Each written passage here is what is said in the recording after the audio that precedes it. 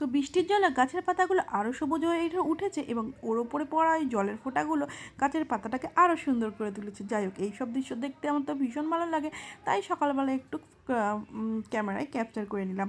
আর তারপর হাজব্যান্ড বললো যেহেতু বৃষ্টি ওয়েদার, সকাল সকাল একটু চাটা করে দিতেই হলো। আর এইদিকে আমি তারপর আমার কাজে লেগে পড়লাম। এই যে ঘর ঝাড়া, বিছানা ঝাড়া থেকে শুরু, তারপর ওই রান্না পর্যন্ত স্টপ।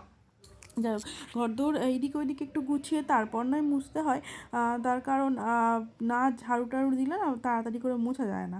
তো সেই কারণে আগে সমস্ত কাজ গুছিয়ে তারপরেই ঘর মোছার কাজটা একদম ঝটপট করে করে নিই। আর তারপর কী হবে, তারপর চলে যাবো হচ্ছে রান্নাঘরে আবার রান্না করতে, কারণ বৃষ্টির ওয়েদার চটপটা একটু বানাতেই হবে, এবং সেটাও কীভাবে সিম্পলভাবে এবং চটজলদি বানাই সেটাই আপনাদের দেখাবো।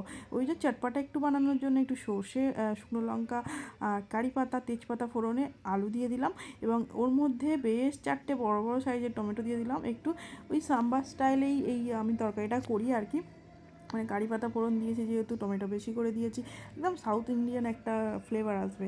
আর চাট মশলা দিয়ে দিলাম, দিয়ে তরকারিটা বসিয়ে দিলাম, একদম ওই আমাদের বাঙালি আলু চচ্চড়ি একটু সাউথ ইন্ডিয়ান স্টাইলে আর কি।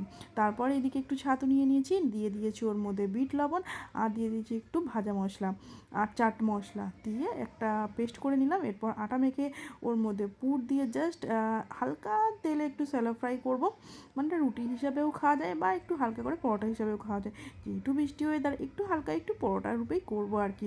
আর এদিকে যখনই আটা মাখবো রায়কে তো একটু আটা দিতেই হবে, সেই কারণে একটু ওকে আটার ডো দিয়ে দিলাম। ও কত কী যে বানায় আপনাদের একদিন দেখাবো।